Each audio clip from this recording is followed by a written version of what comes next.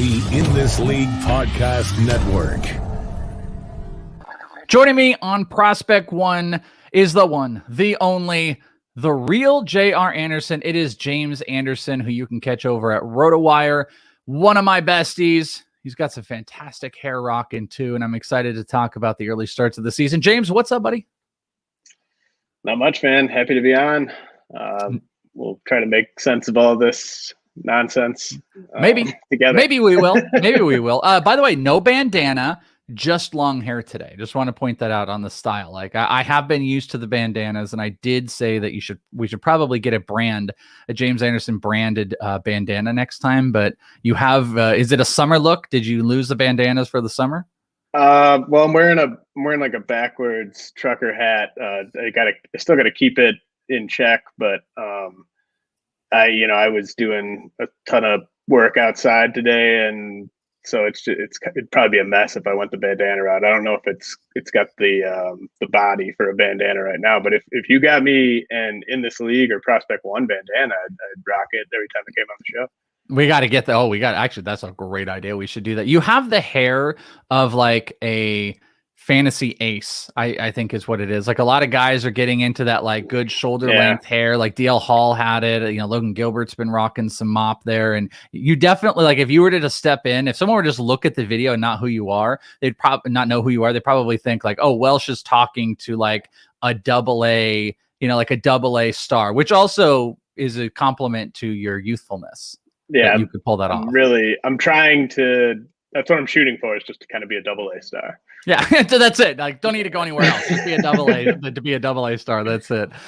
James is here, of course. We're going to be talking about ranks. That always comes into the conversation, but also the early set of players' performances. I spent some time with you guys last week talking just about the first couple games. Now we've got a little, we're still talking in just like small sample sizes, but we have like a little bit bigger of a sample size to go through. And we are going to be talking about a whole bunch of stuff. One of the big things, we'll get to this after these guys, because this is the biggest news that's out there. And the listeners know I already did this in the open. So that we're in this weird, like, multiverse space here, James, where when you and I are recording, Kelenic and Logan Gilbert have not made their debuts. I just did the open after that so people could check it out. But this was it was a good week. Like I had mentioned before, it was a good week last week for Prospect One in my Welsh Tradamus type of element, where exactly what I thought would happen with Kelenic's call-up happened, and then my loving over Logan Gilbert pays off with another surprise call-up. So the big question we dealt with in the offseason was Kelenic versus Kelenic versus Wander Franco. You and I have a separate kind of feeling about Julio Rodriguez, so much so that you had even bumped Julio Rodriguez up. But what are your expectations for Kelenic now that he's up? A lot of people had him at number 1. He's up before Franco. There's power, speed. You saw some early looks and maybe what's changed in his little stint in Tacoma. What are you expecting out of Kelenic? I think he's going to be awesome. I think the power and the speed, at least, will definitely play right away. And I could see him hitting anywhere from like 240 to 300 as a rookie, but by outcome, yeah. I don't want to get in the business of trying to predict what a rookie hitter is going to hit for in terms of batting average. We know how that works with poor Cardi. Cardi gets the bat and he projects that out, and he just gets demolished on it. And the bat is not friendly to Kelenic. Counting stat wise, I think it is. I think it's like 95 games, like 12 homers, a handful of stolen bases, but only a 233 batting average. Where Franco, the bat has projected, I think, around like 80 something games, but a 290 batting average, 8 homers and 6 stolen bases. So take that for what it is. So I agree with you. Don't get too caught into the weeds. And I did a hit with Frank Sample on CBS talking prospects, and I've talked about it on ITL too. Like, I think he's going to rock too. I think he's going to be great, but I do think there can be some up and downs. I think, like, if you compared him, let's do this for a second. Compare him against Luis Robert from last year, and think about what Luis Robert did and how dominant he was for that first month. And then he absolutely tanked off on the back end. So much so that you could argue that cost him the Rookie of the Year award. I'm not even sure anyone would argue with it.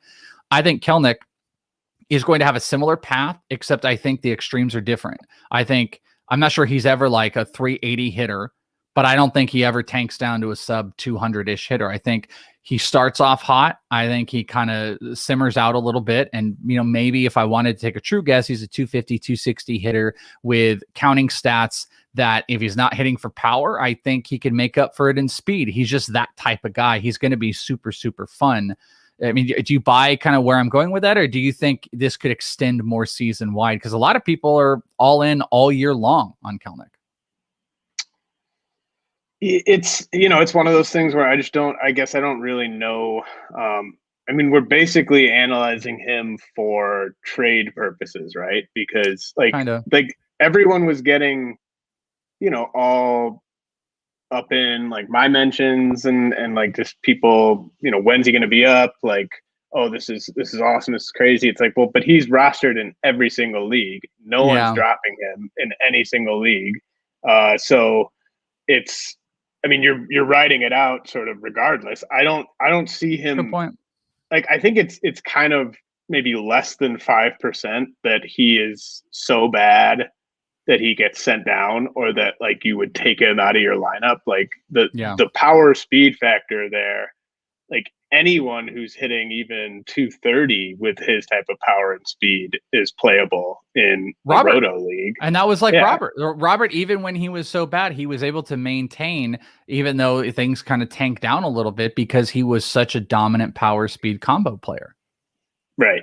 And so, I mean, I think you're totally right about like there's going to be peaks and valleys, of course. I mean, he scuffles for a couple of weeks and then people are panicking and maybe there's like a buying opportunity. Like I saw in a couple of my dynasty leagues, he hit the trade block like once the promotion became official, because people were just kind of seeing like, are you going to make me a Godfather offer? Sure. So, I mean, I think that's something to consider. I mean, I don't think you're doing yourself a disservice by just telling your league mates, hey, like if you want to just give me an offer I can't refuse right now, like you can enjoy this ride. And I mean, look at Gavin Lux. Look at Gavin Lux. Like, if you ever really like sit down here and I ask you, like, what are the differences between Gavin Lux when he was, minor leaguer at his stage and Jared Kelenic? I think there's a lot of similarities. Like Kelenic, I think is a little bit more of a speed option, but if you're talking like just bat speed, contact, they're incredibly similar. And look at how much Lux has struggled. Struggles is not out of the realm of possibility. But like, let's say we took it real quick to the Kelenic versus Franco thing. Kelenic is going to beat him up here. What do you, how I said that, he beat him to the majors, not beat him up or anything like that. Though, I don't know. I might take Kelenic in a fight. Wander's pretty thick though. What does Kelenic do that changes your mind to have Kelenic above Franco? Or did you already make that move? I don't remember if you did. It's simply an ETA thing. Like to me, like Franco, Kelenic, Julio Rodriguez, even Witt and Abrams, like whoever you told me was going to get to the majors first of those five would be my number one prospect.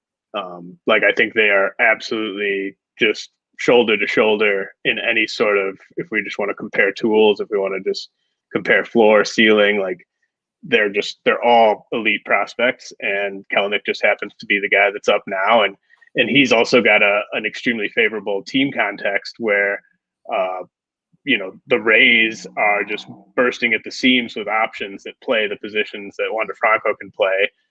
There's nobody that's going to challenge Kelenic for playing time. Like the only way he can lose playing time is by sucking. And I don't think that's going to happen. So, you get that value right now. Like if we were doing a dynasty startup today, Kelenic would be the first prospect taken, because it doesn't mean that you're playing for next year. You can play for this year with Kelenic. So what if Franco came up tomorrow though? What if they were up at the same time? Like what would your process be in evaluating these guys if they were there at the same time, both of their teams? I mean, I might go Franco there. I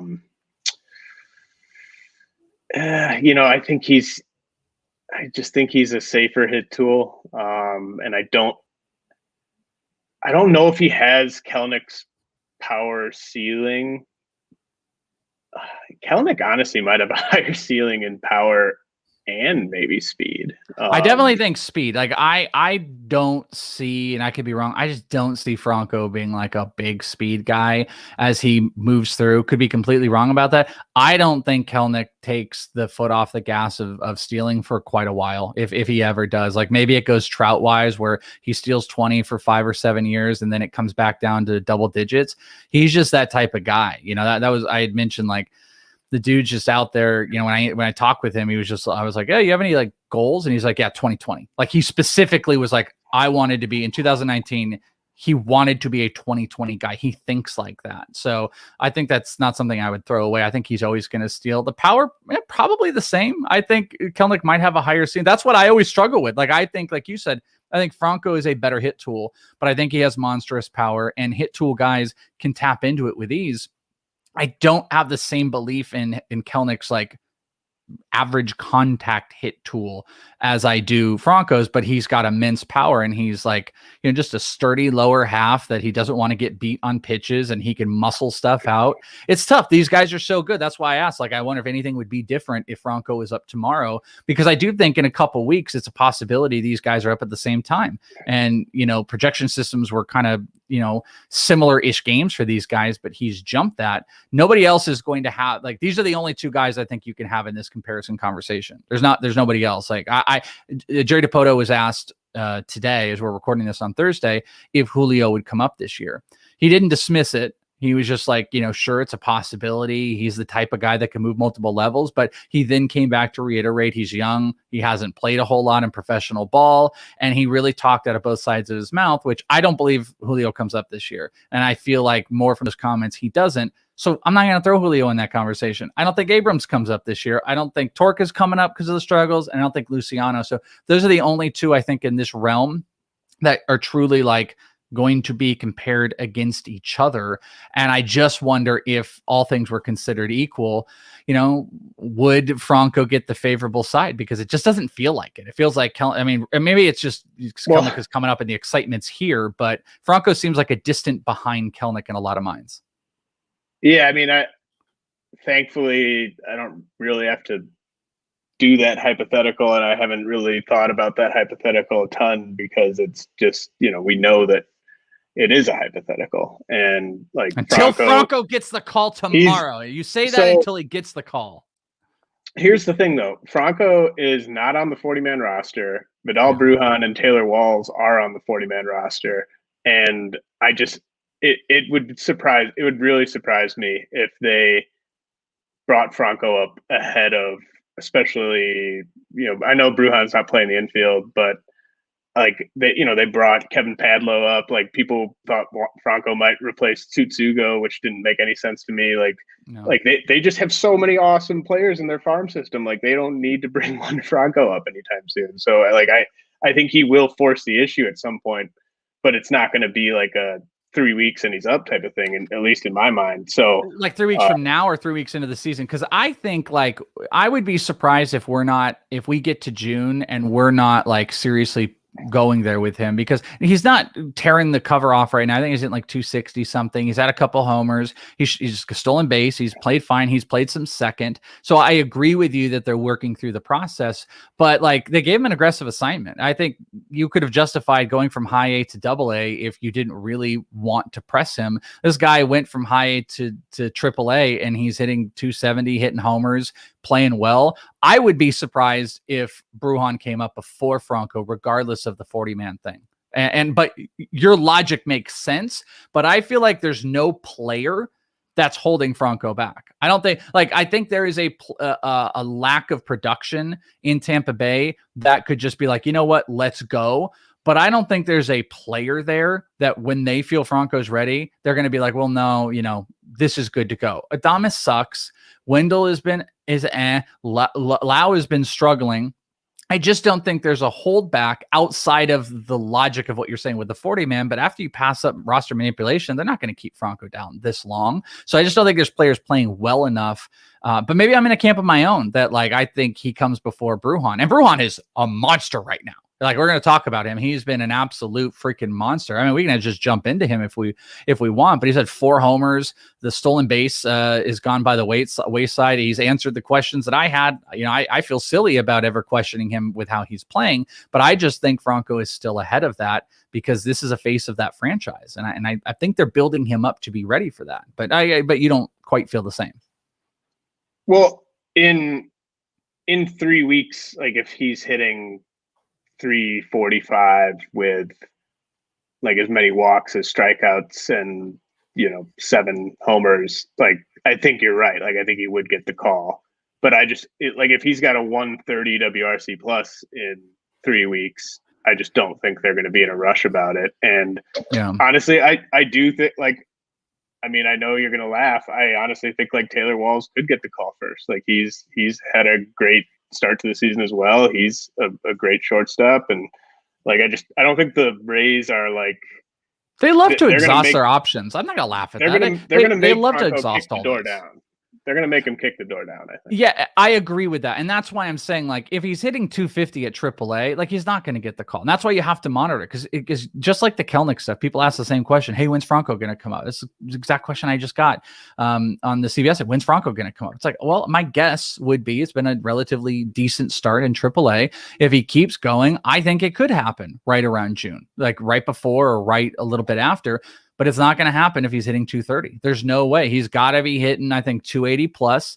And, they've got to continue having struggles with the team. Or if he's hitting 320, I don't think it matters what any of the other Rays are doing. They're just going to bring him up. So to your point, it is probably a little bit more of a hypothetical because Kelnick is here and the expectations are the doors are going to get blown off.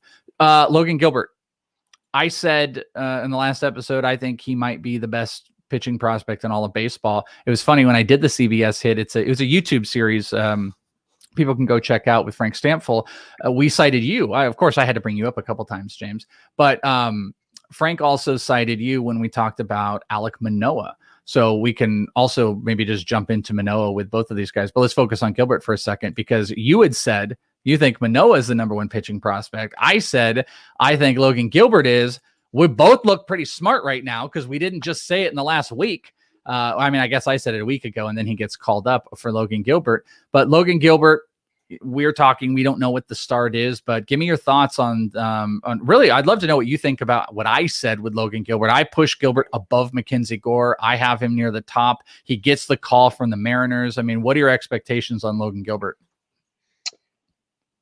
I don't want to say anything with overwhelming confidence. It's just there's a very long history of very good pitching prospects struggling as rookies, and a lot of them go on to become aces, and sometimes they don't. But a pitching prospect struggling in his first taste of the majors is not a red flag at all to me. So I don't want to say like he's going to shove, like you got to start him everywhere. I mean, I think you probably should start him everywhere, but when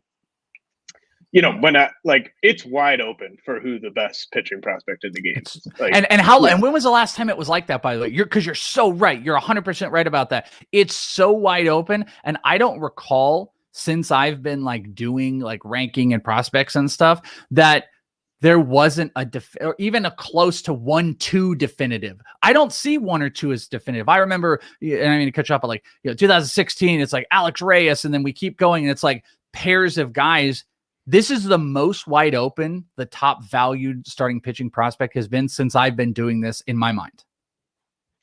I think you're right about that. I think that's probably the case for me as well. Because who's the clump? It's like Gilbert, Gore, Sixto. You got to throw Manoah in there. Maybe Matt Manning, Pearson. Do all those guys go in the same clump? Is there more? Do you put, I don't know, Max Meyer? I think Meyer's in there. To me, the clump is basically, I'm going to go in like descending order.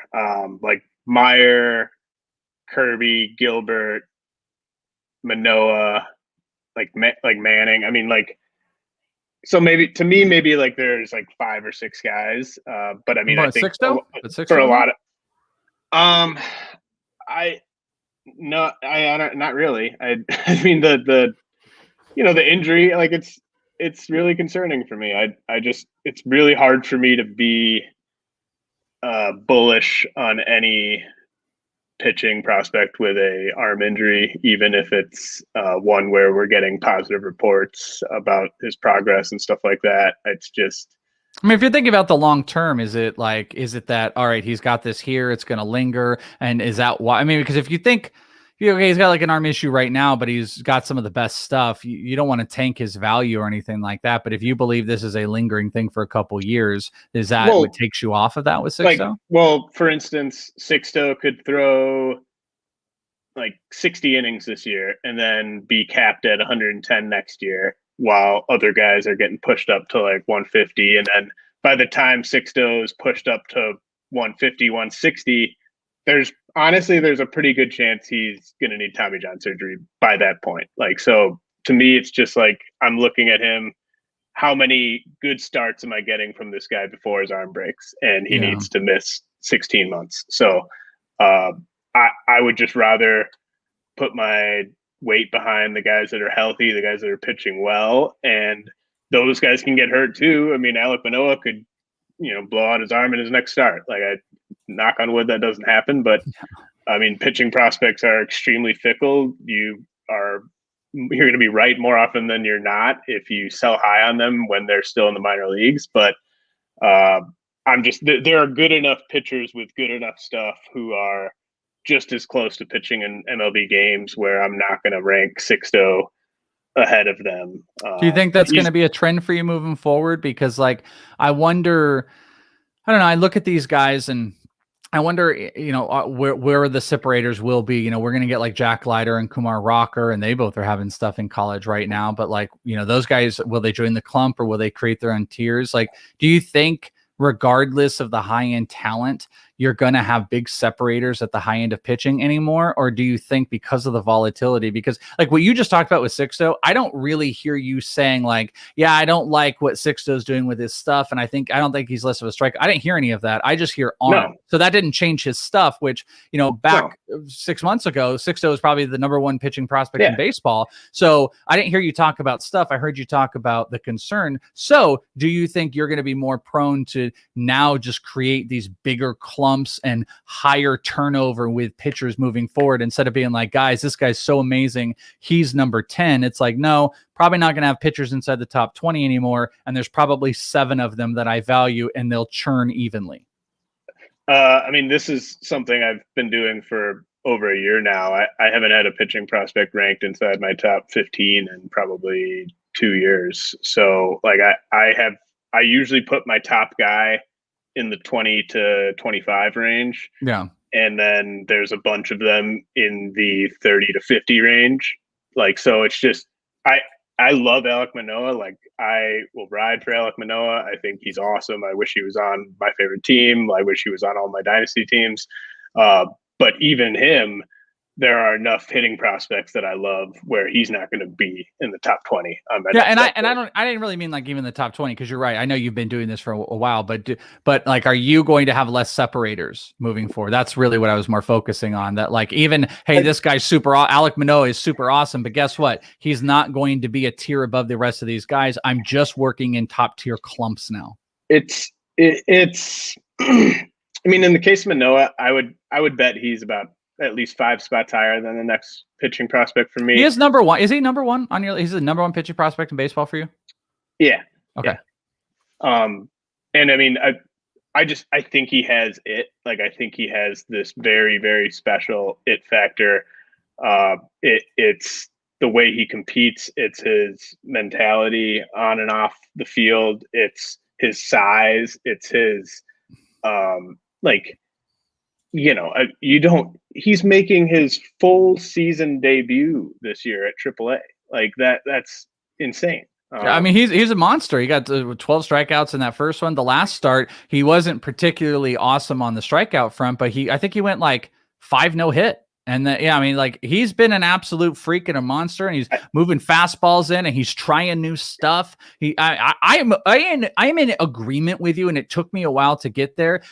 because also I just need more. He's only at 29 professional innings pitched. So for me to put him as the number one pitching prospect, I didn't even do that with Gore to start, even though he was quite up there. But this is a college guy. I agree with all those things. Now that we're seeing it come together, he's just coming up the board. So I agree that he belongs in that tier. It's just the separators right now. What's the difference between Manoah and Gilbert, or, Pearson or Max Meyer? It's little minuscule. I things.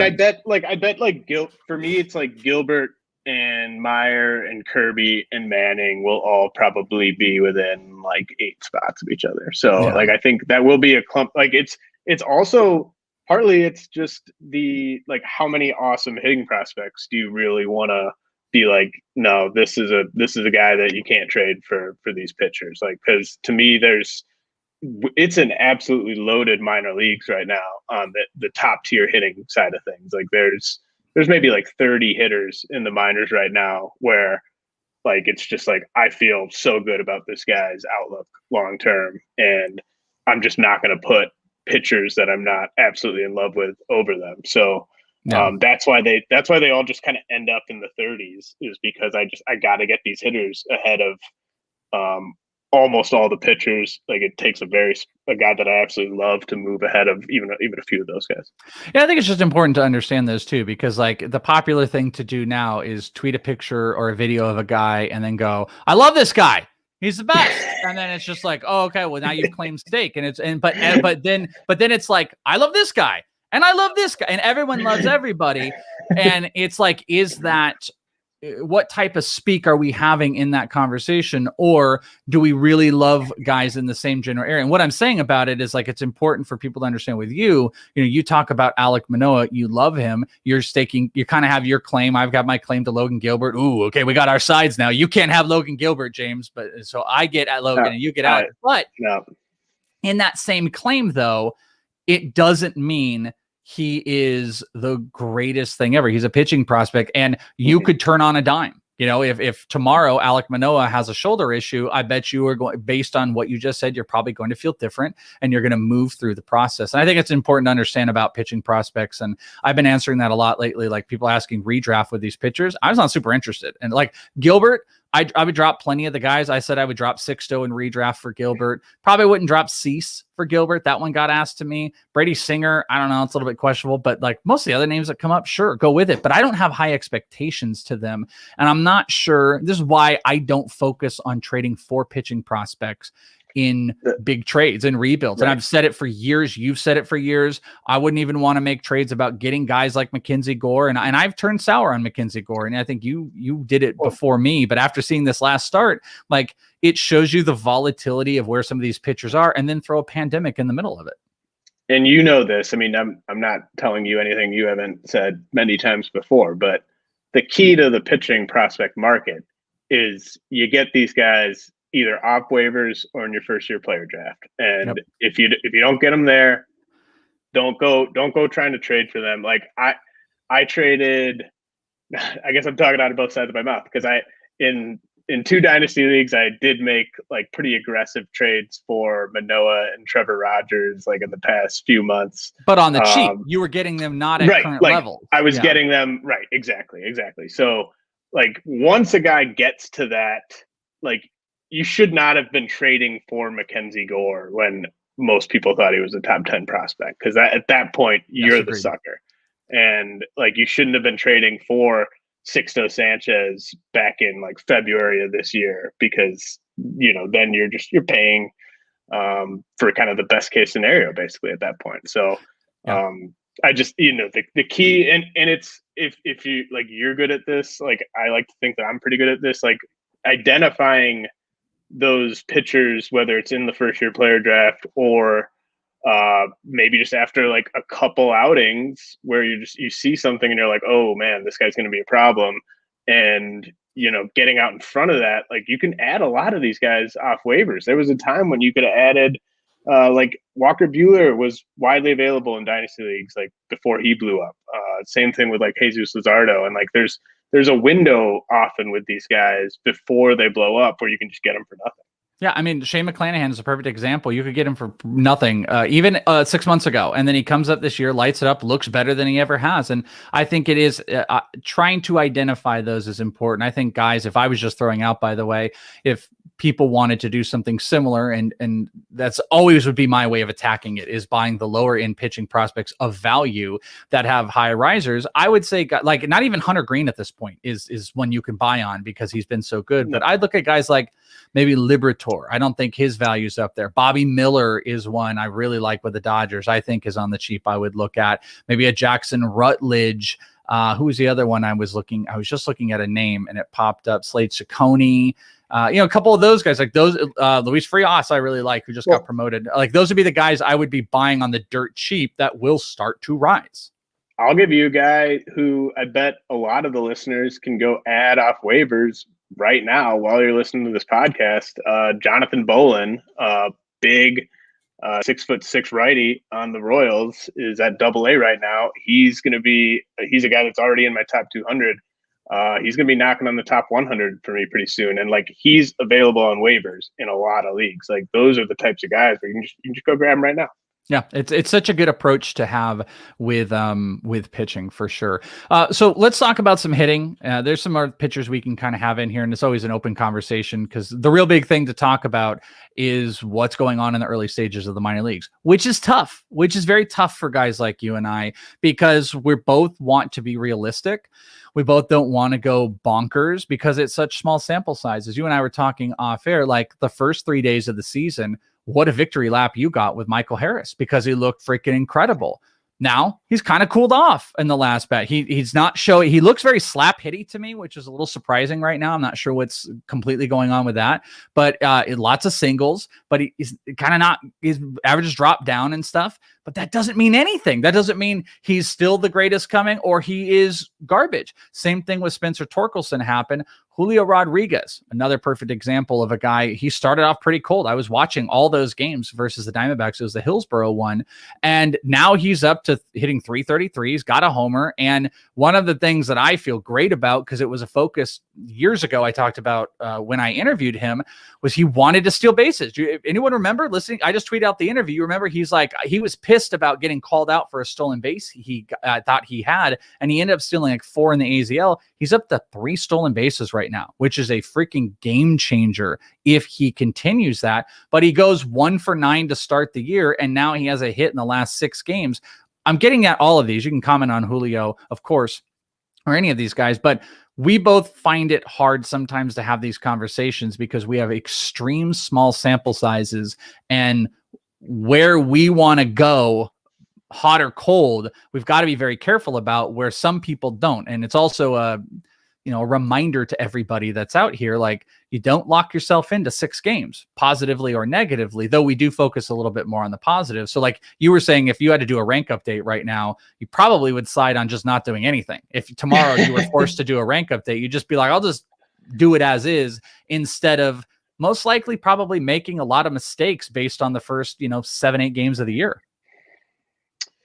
Yeah, I don't know what I would do, and I just don't think it would be very helpful to the Rotowire subscribers for me to do an update right now, because it's very hard to pick and choose what you react to.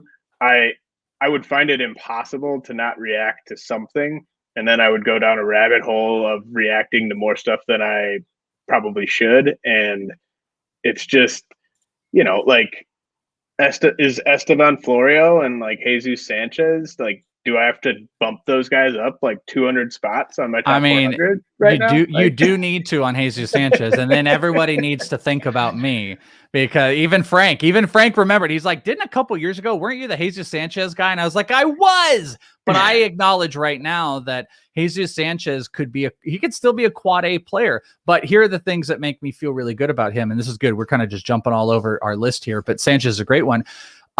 everybody knows it's listened to this for a long time. James, you experienced it. I was nuts on Jesus Sanchez a couple years ago because I saw elite bat speed with elite power and a guy that had a propensity to crush balls. What were the negatives? He didn't walk and he struck out. That really played against me, and I sometimes fall into that. But I loved his swing. I loved his approach. I love how he attacked, and I thought he had that kind of it factor. He completely fell off and was bad for 2 years. Well, guess what? So far, he has not struck out in 3 straight games, which that's a huge deal for a guy like this. Plus, he only has 3 strikeouts on the entire minor league season, which is like 30 at-bats or something. 3 Ks, but has 2 walks. In there, he's got 5 multi-hit games, bunch of homers, hitting 500. He's the ultimate quad A player, or he finally made those tangible changes that I saw and is going to, like, the not striking out stuff and walking a little bit makes me excited to see him at the major league level, that maybe this is something. But to your point, what do you do with that? What do you do with like this small sample size? Do you go nuts with it and boost him up ranks? No, I think you put him on a watch list and you need to see him continue doing it, right? Yeah, I mean, you were definitely the Jesus Sanchez guy. Not a great thing to be. But like I went like on Rotowire, you can look at where each prospect has been ranked dating back to 2018.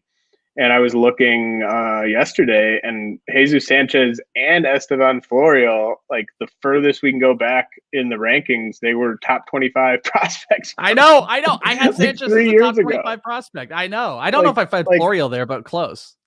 Like, and then like Sanchez, I feel like both those guys, maybe Sanchez never dropped all the way out of the top 400, but Florial has been out and on and out and on again. Like, and Sanchez, right, entering the season was outside my top 300. So, like, does that mean I should have just kept him, top 150 this whole time, even when he was really struggling? Like, I don't know. Like, I think when things are going well for Jesus Sanchez, he absolutely looks the part of a stud hitter and a guy that could hit in the top half of a big league lineup and just be a ton of fun. And which one do you believe in more, though? Which one do you believe? If you had to pick between Florial, who's in Double-A, he's much more of a speed guy. He's more of a 5-tool guy, but he's always struggled making consistent contact. He got to the majors, but he's starting in Double-A this year, versus Jesus Sanchez, who's done the same thing, but is at Triple-A. If you were to buy into one of those, who are you buying? I feel like it's Sanchez because he never left the 400 and Florial did, but Florial has the higher fantasy upside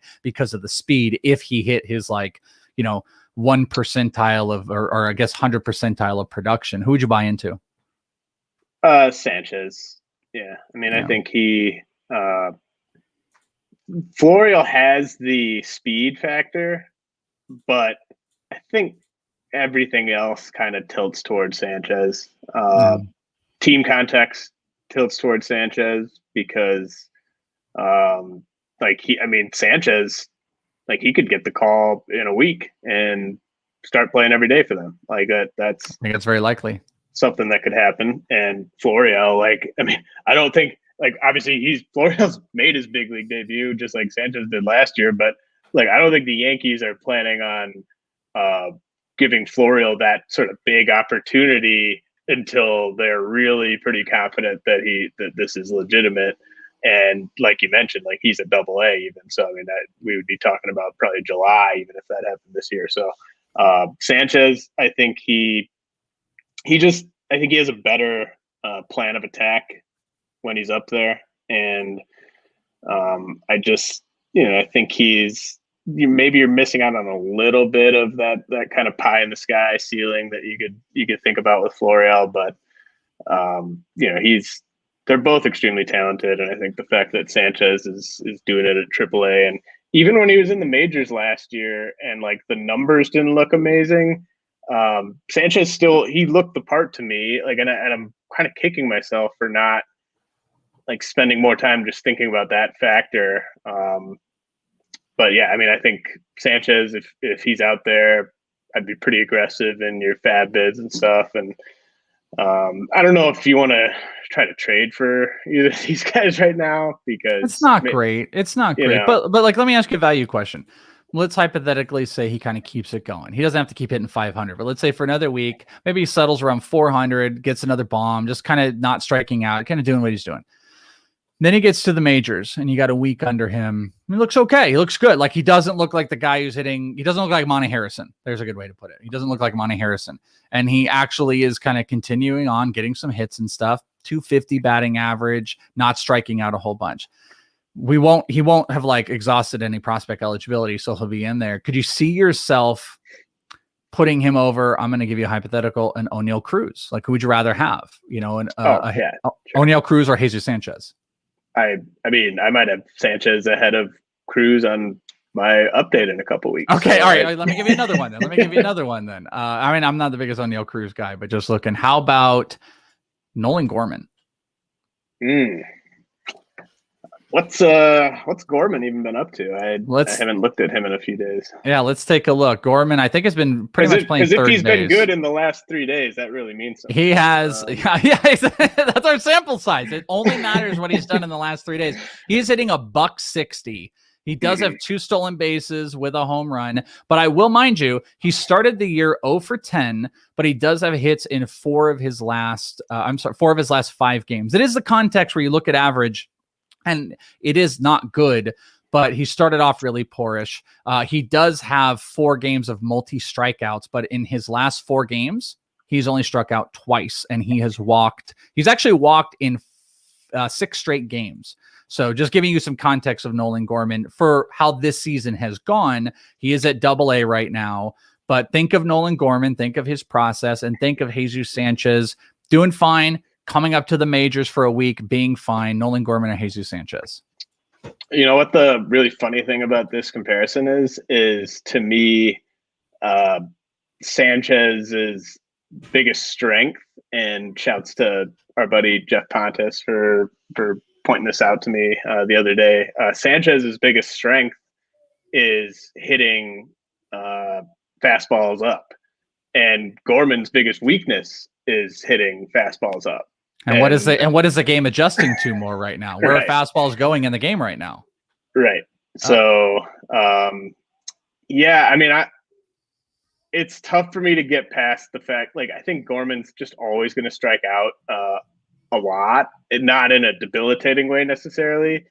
But I mean, you referenced where Sanchez's plate skills have been this year, and obviously, like, Sanchez really struggled with strikeouts at AAA in 2019, the majors in 2020. But part of the reason you were always so high on him, and part of the reason he was a top 25 guy for both of us like 3 years ago, is when he was in like A-ball, high A, double A, the strikeout rate was always under 20% with Sanchez. So like it's not crazy to me to think that he could be a guy that makes contact at an above average clip in the majors. And he just doesn't walk like old school back Manny Machado. Remember when Machado wasn't like striking out like 30%, but he also was walking like 3 or 4% or whatever it was in Baltimore. Like Adam Jones.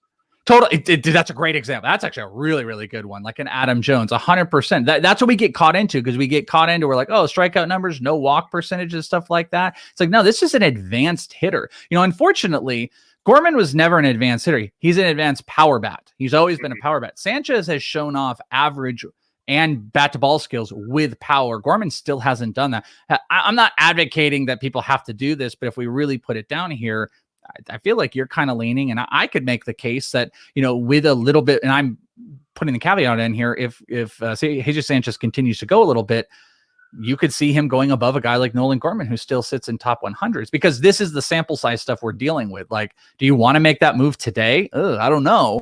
That's a argument though. That is one, if like with that trade came out just 1-for-1 right now, and you got to hope you walk into this situation in a couple weeks and it works out. You're not going to kick yourself if you traded Gorman for Jesus Sanchez, right? No, I think that's, if I saw that trade go down in a dynasty league today, I would think about it. I'd be like, wow, that's interesting, but I wouldn't be like, oh wow, like that's wild on either side, really. Yeah. Let's talk about another guy. This one's come up a little bit, and I don't have his Twitter handle in front of me because I want to give him credit. It was like it's like a Dominic Fletcher account. I'm sorry, dude, because he sent this out to me. I got way too many tweets and I forgot to save it, but this was pointed out to me. And the only thing I wanted to give him credit was, it was like Dom Fletcher World or something had pointed out, after Joe Adell hit his third homer, I think it was, he had a double homer day, was this comparison of Joe Adell and Fernando Tatis Jr. swing. It was just like a swing comparison that was showing me, which, you know, I look at that and it's like, I can't get too far into those weeds, but it was showing that Adell does, and this is what I was talking with him about online, that I see this, there's a couple noticeable things you see in Adell's swing change this year. Seems to be a little bit less on the leg kick. And he seems to be turning his leg, like it's like a leg twist, which is similar to something like Tatis does, which I think is interesting because Joe Adell has struggled mightily. And that, you know, you can get behind on off-speed stuff with like high leg kicks and stuff like that. So maybe he is trying to account for that. I think his pitch recognition has hurt him in being able to hit anything really high. You know, if guys start pumping high fastballs, it doesn't give him the ability because he's so off track on off-speed stuff to catch up. And it's been a mess. Now, this year, the counting stats, he's got 3 homers, a stolen base, 7 RBIs. That's okay, but he's only hitting .231 again. He does have some strikeouts again. I think it's over 30%. It's like 11 strikeouts or 10 strikeouts and 26 at bats, but he also has a career high, only 7 or 8 games in his slugging. So you've been out on Adell before a lot of people. Are you still completely out, or do you think any of these changes to his game could be a buy low opportunity for Adell? Look, I'm going to take Tatis over Adell. All right. I mean, if you have to. I'm just messing. Yeah. I was actually just looking up to see how close they were in age, and they're about the exact same age. A little bit different planes of existence as far as the game has gone, right? So Adell, I've never been all the way out on Adell. He was never my number one prospect. Like he was in my top 5 for a little bit, but he didn't stay there all that long. And I thought multiple guys look better than him in the AFL. So here's the swing, by the way. It is Fletch World, Fletch WRLD Tristan. He had tweeted this at me, and you can see we're watching it together. This isn't good for audio, but you know, Dell's over here. You can see there's still a leg kick, but instead of coming up and down like he used to, he steps over and twists in, which is exactly what Tatis does. So just giving you some context to his swing, because it does look different, because he would be very crouched, up, leg kick and go. It's now coming up. It's just, you know, up and twist over. Very similar to Tatis, but they, you know, that's about as far as the comparison goes. So I just wanted you to see that because I found it. Sure. Yeah. So the reasons I was sort of quick to get low-ish on Adell were, you know, I always sort of had just like, is this guy going to hit at the highest level? I mean, I think everyone kind of, like, I don't think anyone was pounding their fist saying this guy's going to be a plus hitter in the majors right away. Like, so, I mean, that was always sort of in the back of my mind, but then you see him kind of it wasn't even shocking to me what he did in his big league debut, because that was obviously an outcome. Like if you'd been sort of following his hit tool development. And so the fact that the strikeout rate is still kind of an issue this year at AAA. I mean, look, like some guys, like I was listening to your last pod, and like I agree for like 99.5% of cases, like where you can't really read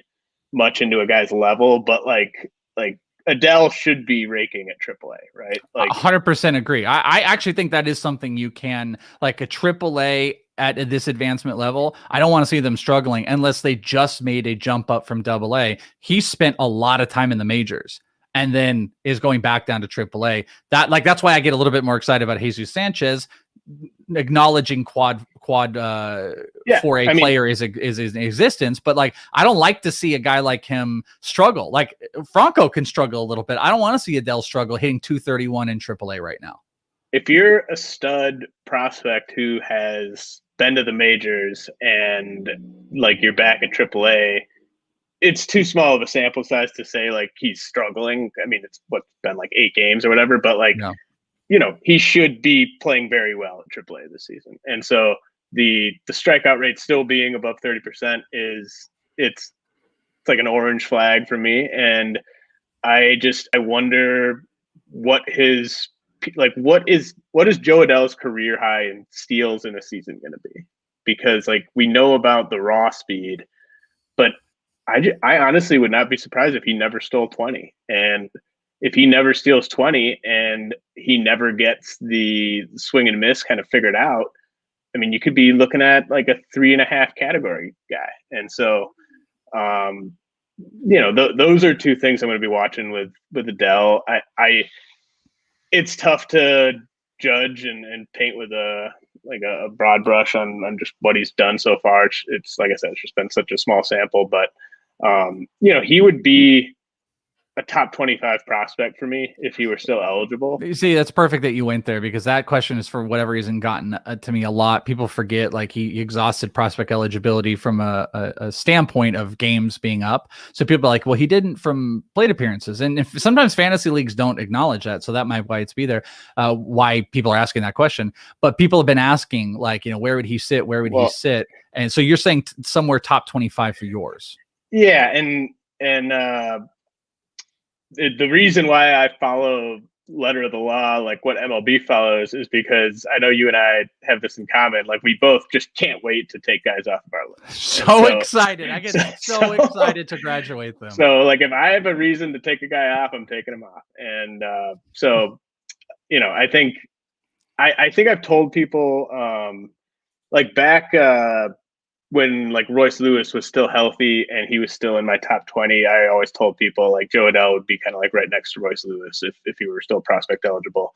And I think there have been a couple hitters who have impressed enough to me where they would be up past that point.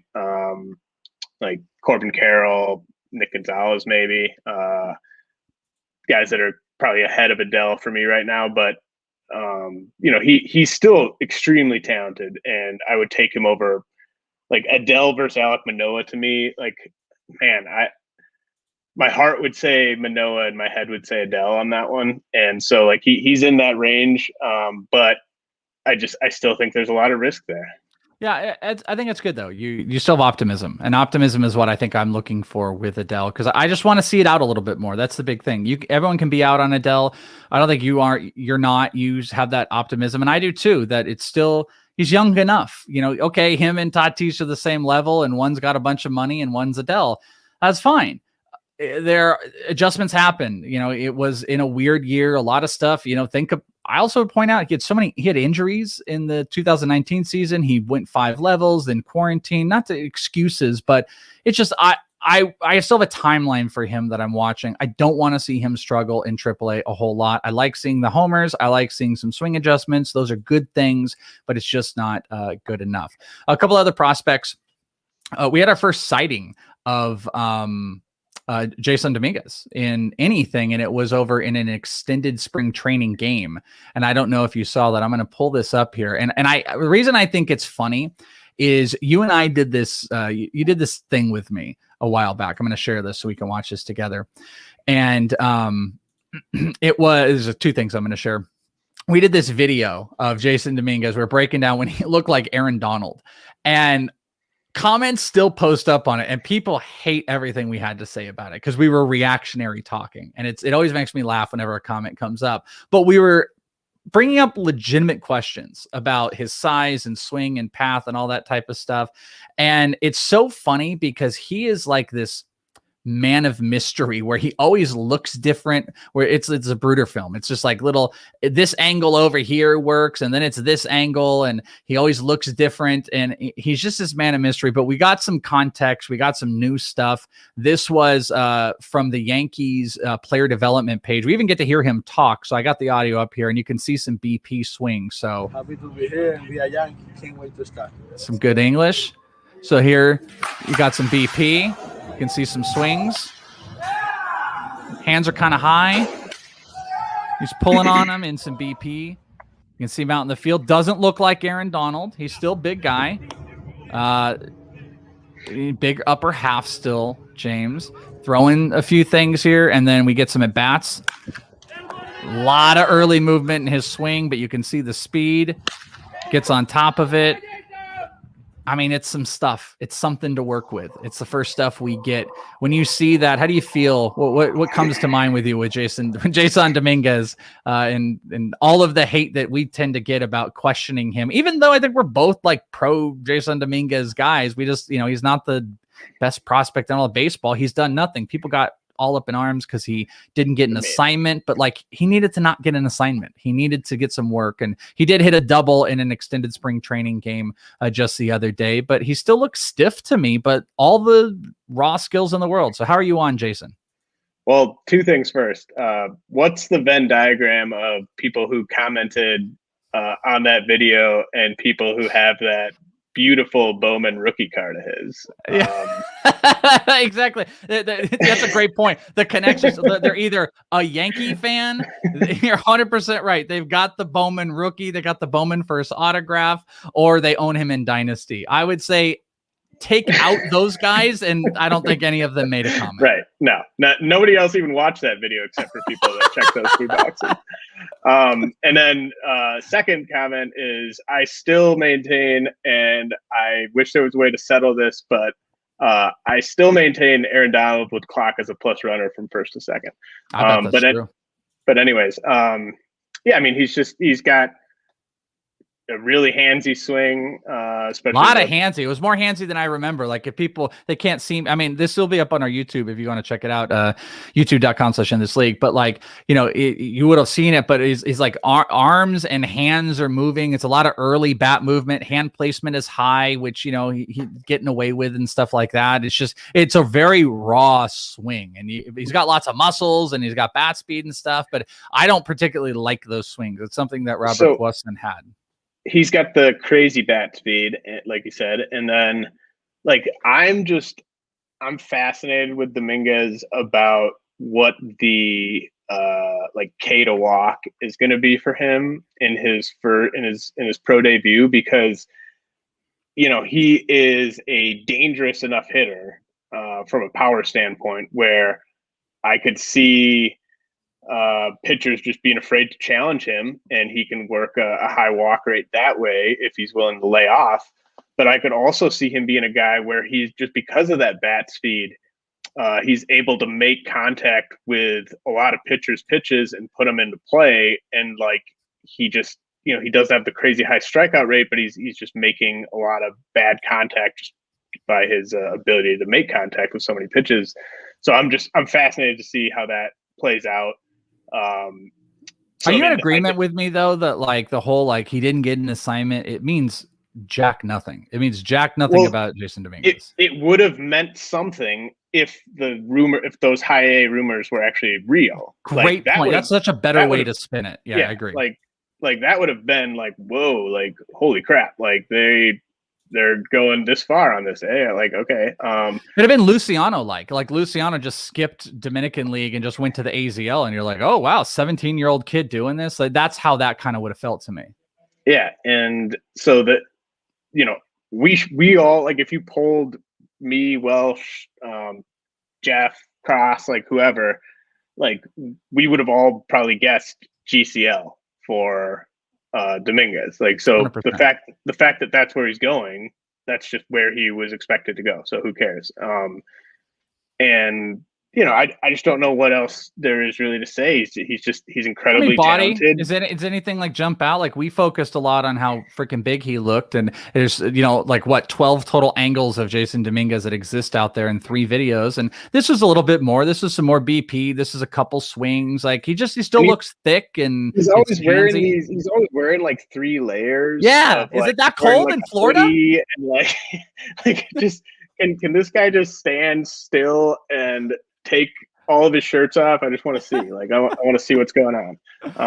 But yeah, I don't know. I mean, he's in my top 20. He's going to stay there for a while, and we'll see what happens. I mean, like, how low, like for you, like, let's say he doesn't force a call to low A before the end of the year, and the strikeout rate is like around like 25 to 28% or something like that. He's still maybe league average or better, but he's not like the best hitter in the GCL. Like, what's the lowest you could see him falling on your like end of season update? Oh, that's such a good question. I think a super kind of high strikeout, mediocre, everything. I mean, definitely outside my top 30. I mean, were you looking for more aggressive? Should I be? I mean, I think I could easily say top 30. I think I could justify, especially if you want to start considering adding rookies that are going to come in from this next draft class. I think what you just laid out is somewhere between 35 and 50 in fantasy. And I think that's a significant drop.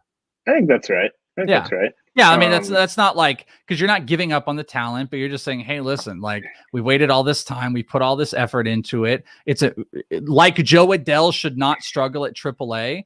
We probably shouldn't see Jason Dominguez be league average in rookie ball. We'd like to see that. I mean, part of sending him to the GCL, like the Yankees they're not being aggressive with him, and to me, like, he should absolutely rake in the GCL. Like, just given his pedigree, given his raw tools.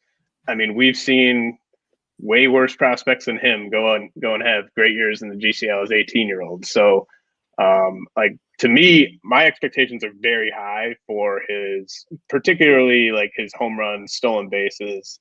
I'm not exactly sure what the batting average is going to be, but like, I expect him to do a lot of damage there. So, like, if he doesn't, he's going to fall down. He's not going to fall crazy far, but he's going to take a little bit of a tumble. And a great comparison would be look back on 2019's AZL and think of guys like Luciano, Abrams, Corbin Carroll.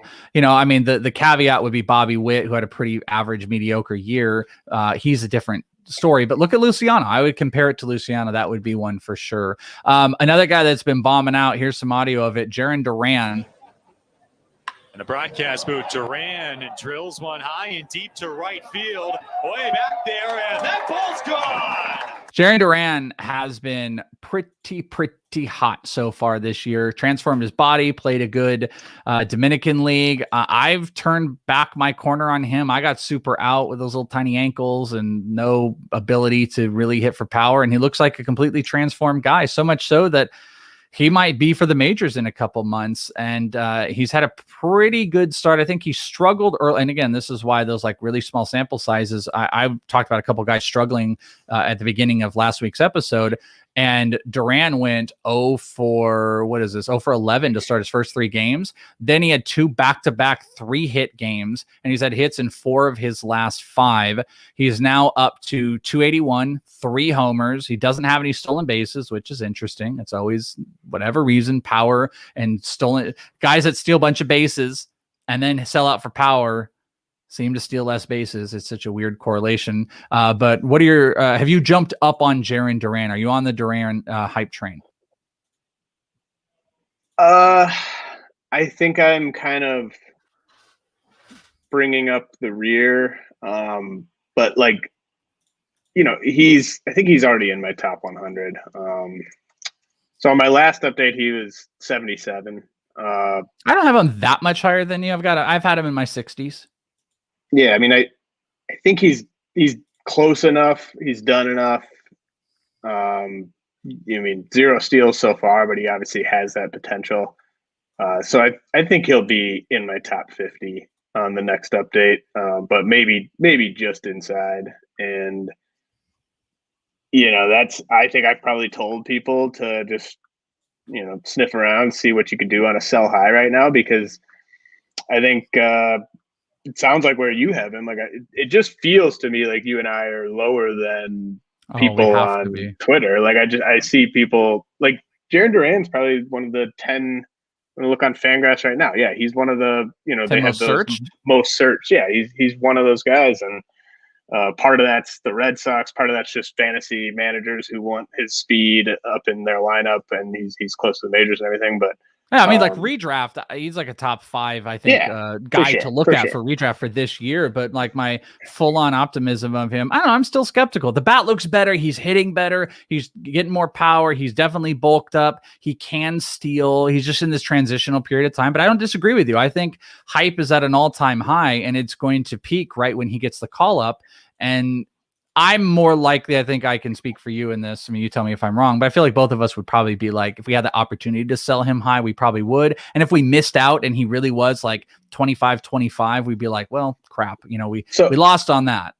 And of course, like nobody who has him is actually going to sell high, because the people who have him were the got in on the ground floor people who are now just like so excited and so proud of themselves that like they would never in a million years consider doing that. But you know, I mean, there's you know, I told people to sell high on Mackenzie Gore a couple of years ago too. So like, I'm sure none of those people listen to me either. But like, I think it's a great opportunity right now. Like you could get a pretty nice haul for him. Yeah, and I wonder if you could make this happen. We only got a couple more guys here. I just want to get these hitters in. Corbin Carroll has had such a freaking good start to the year. Unfortunately, he hit the 7-day IL. I didn't even see what it was for. We still haven't seen it, but 435. And I watch almost every single one of these games. 2 homers, 3 stolen bases. He has 10 hits in 23 at bats, 5 RBIs. Like I said, he's had 2 times where he's rounded third and been like inside the park, and they've been listed as triples. He's just had a nuts approach. He's still small and skinny, but he's hitting. He flies. He's such a freaking monster. The other Diamondback, Seth Beer, has had a really good start in AAA. What you should do in AAA, hitting 321, 2 homers. He has 5 doubles. 7 of his 9 hits are extra base hits, and he's making really good contact. These are 2 guys. I mean, they're on different planes. I think Seth Beer is a good kind of this year guy and low end, but Corbin Carroll continues to live up to the hype. He is like probably the smallest physically of any of the guys that are out there, but like regardless of that, in high A, after all that's happened, in 23 at bats, he had 2 homers with 3 stolen bases. And I think he would have been going to AA with Luis Frijas had he not got hurt. This is an all in. I wonder if you could get Corbin Carroll for Sharon Duran. Do you think you could pull that off? I bet you could in some leagues. I mean, if I pulled a that Boston off, Red Sox fan, like that would just be the highlight of my week if I could pull that off. Don't you think so? But I think you could get something centered around that. Like you take that type of hype of a Sharon Duran and you go get yourself a Corbin Carroll. He's still far away. Like he's not coming up this year. Sharon Duran is like, that's the type of hype you can take advantage of when we say like sell on a Duran and buy, because this is reaffirming. Think of all the top 15 guys that are on your list right now. And I look at mine and I'm looking through and like, who are the guys that want to move up? And I'm looking, and I don't think I have a single guy that wants to move up except Corbin Carroll. Like Riley Green, I did aggressive preseason, but he's been kind of slow to start the season.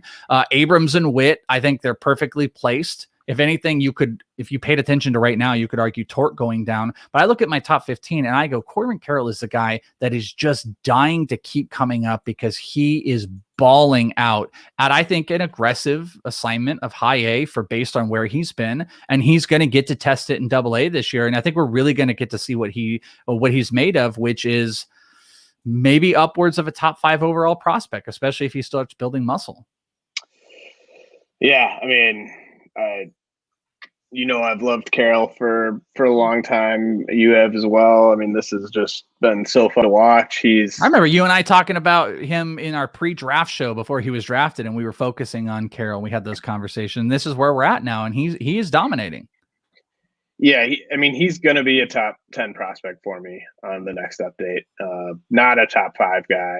I don't think he can get that high. And I'm saying like end of year type of stuff, top 5 when I said it, because you get like Wander and Kelnick off, and guys like Kirilloff and Vaughn are going to come off. So you're really going to start like people are going to be put to the test of like, oh man, like Corbin Carroll or Marco Luciano, or Corbin Carroll or Riley Green. Like those are the type of questions we're going to be faced with. Well, Carroll, I mean, so like who are the guys, like I brought this up on the Rotowire Prospect podcast yesterday, like who are the guys in the majors right now who are 70 grade runners and can help you in the other 4 categories. Like not median or middle of the row in the other 4, but can actually be legit positive guys. I mean, we're talking about first round picks. I was just about to say, James, like, you're reiterating top first round pick guys, maybe second round if you're lucky. Yeah, I mean, like maybe the lowest guy this past year who fits that is maybe like Tim Anderson, who was going like middle of the 3rd, but like, we're talking about Trey Turner, Mookie Betts, we're talking about guys like that. And like Carroll's not going to be as good as Mookie Betts, but like he could be Mookie Betts light if it all comes together. And it's interesting, your comparison too. I remember, Mookie in the minors, he was such a great hitter, but he kind of had some of that same body stuff. It was just like, hey, it's kind of a smaller, skinny guy playing second base. Like he's really good, but sometimes you get caught in the youthful spot of where they're at and you forget. And Corbin Carroll's not just hitting like little tiny dingers. No. Like he smashed a couple and he's hitting triples. And he looks, when you watch the limited tape from this year, he looks like a guy who should be playing at AA. Like I mean, I know he hadn't had full season experience, but I mean he's pulling the ball more than he normally would because he's so dialed in at this level right now. Like he knows what's coming and he's just ready to yank it out. And yeah, I think he, hopefully, I don't know what the injury is either, but hopefully he gets back out there soon because I'd love to see what he does with a bump in competition, because for however long he stays at high A, I mean, I think he's just going to continue to put up ridiculous numbers. Yeah. And like, one of the pitchers he went up against was like Emerson Hancock, so like think about the competition he's also going up against. Like I'm thoroughly impressed with Corbin Carroll, and this is a buy moment. The last 2 guys I have, and then if you have any other guys we've already gone long, as we always do, are 2 Cardinals. And, I was a big Jordan Walker guy coming into this year, and I kind of like, I think the stagnancy of everything let me kind of come down a little bit. I had him above Isaiah Green, and people know I was just into it, but I was like, okay, where do we go? We haven't heard much. Incredibly great start, 2 massive monster homers, like 110 EV, hitting 381. He's got 2 homers on the year. And the other one, I'm just opening both of these guys to you, is someone we talked a lot about. He was a 2-way player, pitcher, and shortstop, Mason Wynn. And you and I targeted him, you more than me, because I want to give you that credit. Like you were more aggressive. But like we said, if he was a shortstop, you need to look out for him and have him higher. And I had him inside my top 200, near the 150 range. I don't remember where you had him. Mason Wynn, not blowing the socks off of anybody because he's been a little bit inconsistent, but is hitting 250 and has 6 stolen bases on the year. And he had a 5-game hits. I was looking at strikeouts. He had 5 stolen bases, or 5 games with stolen bases in 6, if that makes sense. I don't know why I couldn't say that properly, but he had 2 stolen bases on May 12th, then on the 11th and the 9th. He didn't have one on the 8th. So pretty much all but 2 games he's had a stolen base this year, and he just had a 4-hit game. So the bat tool is kind of coming up here. So I'm just leaving this to you, Mason Wynn and Walker. Yeah, I mean, Wynn is doing kind of on the high, he's doing what I hoped he would do as a shortstop. And I wrote about both these guys last week as guys who I thought got aggressive assignments because, a lot those obviously the very cream of the crop high school guys from that class, obviously they were going to go to low A, like the Pete Crows and the, Zach Veens, and like they obviously were going to go to low A. I felt like Wynn and Walker were sort of in that next tier of guys where, it wouldn't have even been a knock on them if their teams decided to open them up in rookie ball because, they're high school guys. This is their pro debut. Low A, I mean, it's a legitimate challenge for players like that. So I thought that was a huge vote of confidence from St. Louis with both guys. And Wynn's kind of doing what I sort of hoped and kind of thought he might do. Walker, I was much more sort of like, let's see it, like than you were. Like I wasn't kind of willing to sort of give his hit tool the benefit of the doubt. Kind of like Gorman, like we've gone down that road before, like with Gorman. Yeah. Or kind of, like Reese Hines, like that type of thing where power obviously is ridiculous. It's just so hard to tell how those guys are do in terms of making contact against pro pitching. And so like, I'm usually willing to miss out on a Jordan Walker in a first-year player draft, and I mean, I gotta say, like it looks like I won't be getting any Jordan Walker, and that's maybe going to be a bad thing because this is about as good as it could have possibly gone for the start of his pro career, and the power was obviously extremely real pre-draft, and if he's going to not be challenged in terms of his approach and stuff, like that could be kind of scary. So I don't know where Walker's going to be on my next update. He's probably going to have the double green arrows next to his name, and props to you for being in on him early, because I think that's really going to pay off. And the Mason Wynn one. There's other guys we're going to talk about, but we're not going to. But I do want to open it to you. I mean, guys like DL Hall, 19 Ks and 9 1/3 of an inning with only 2 walks. Mick Abel was out there throwing. Rodsy Contreras was perfect through 5. He ended up going 6 with no hit. He struck out 11 in 2 straight games. There have been some really great performances, guys that I think, even though it's early, justifiably come up. Is there anybody else that you want to highlight? It could be one of those guys I mentioned, or anybody else that's been on your mind that like you've been paying attention to, you're maybe buying in the short, might get the rank update. Any other performances? Well, I just quickly on Hall, like he's been out of this world, but so it did sort of seem to me that the Orioles sent every single one of their prospects to a level lower than I think most teams would have, and I think part of that is they're just really slow playing this rebuild. They want to maintain the trade value of everyone, and they want these guys to put up good numbers and everything. But like, to me, DL Hall should have opened the year at AAA. Like, if we're just talking about like his pro experience, his stuff, like this was a really soft landing spot for him. And then, a couple guys, like, so I tweeted about him yesterday. Like, he's 27.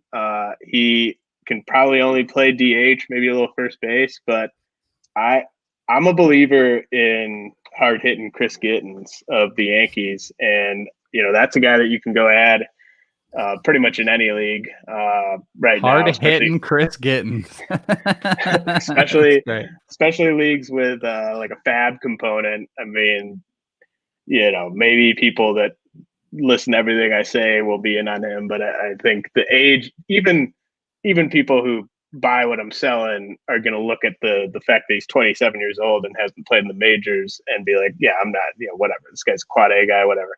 I mean, this guy has maybe more raw power than any player in the minors. And I think if he got to the majors, he would be up in that like Gallo, Stanton territory in terms of like exit velocity and just like he's got just 80 grade power.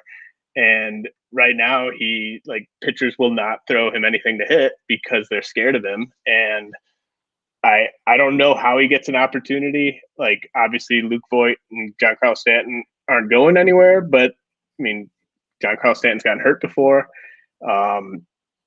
He could get hurt again, and so that could be a way in. Maybe Gittens is a guy that they move at the deadline rather than add him to the 40-man. But I believe the bat will play at least to like kind of a Jesus Aguilar, like Franmil Reyes type of standpoint, maybe.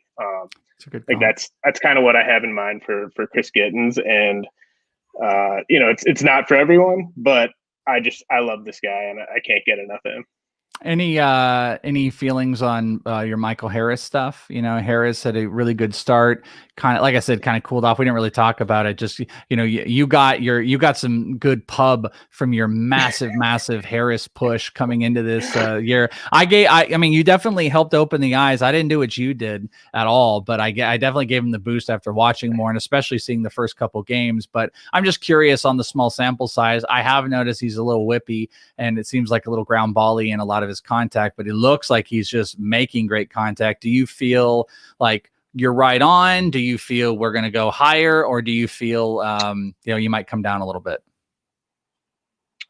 He's not going to come down. I think he's kind of right where he needs to be. You're like, Welsh, you're silly. What do you think I am? We're not coming down on Michael Harris at all. He's hitting 300. This is a guy that I just think he has kind of like with Manoah, he's sort of got this factor that's kind of hard to quantify. I think, the tools, he's athletic, but it's not even that, like, I don't think he's going to be some like 25 guy. Like, I don't think he's just going to be some freak like that. Like, I think he, he might even not be a 20 steal guy by the time he gets to the majors. Like, I think it's going to be kind of about the hit tool first, and then I think he's going to grow from there. But I think his makeup is off the charts. Obviously, Atlanta is in love with this guy, and when we get outside of those top like 25 or so hitters, like I alluded to earlier, I'd rather roster him and just sort of see where it goes than roster someone where I just see like this obvious flaw, and it's just like, well, maybe he can be like a 3.5 category guy or something like that. Like, I think he's absolutely worth taking a flyer on as sort of a borderline top 50 prospect who actually could get to the majors sometime next year if he has a really good showing this year. Because I think Atlanta at least seems to be higher on Michael Harris than they are on Drew Waters at this point. I'd have liked to see a little bit more of an aggressive assignment, but it is what it is, and assignments are assignments at this point. So let's just see him rake, and if anything, he might pull a Corbin Carroll. 2 more weeks, and like I thought, Corbin would have been advanced up, and Michael Harris could see the same thing. He is real J.R. Anderson on Twitter. It is James Anderson. You can catch him over at Rotowire. Get a little subscription going on. You can check out his list. What do you got going on right now that people need to check out? Update probably at the end of the month. You're doing what's all the stuff? It's kind of a slow period for me in terms of just cranking out written content and updates to the top 400, but I'm hoping that at the end of the month, the fully updated top 400 and the fully updated dynasty rankings will be released within a few days of each other. And that should be a nice Memorial Day weekend treat for the subscribers. And then right after that, once those updates are in the books, it's just the draft content is really going to start heating up. I'm already ready for it in June. It's going to be a draft June, prepping for July. Yep. And I can't wait. That's always one of the funnest times of the year. And then once the draft is done, it'll be time for another big old update to the prospect rankings. So that's right.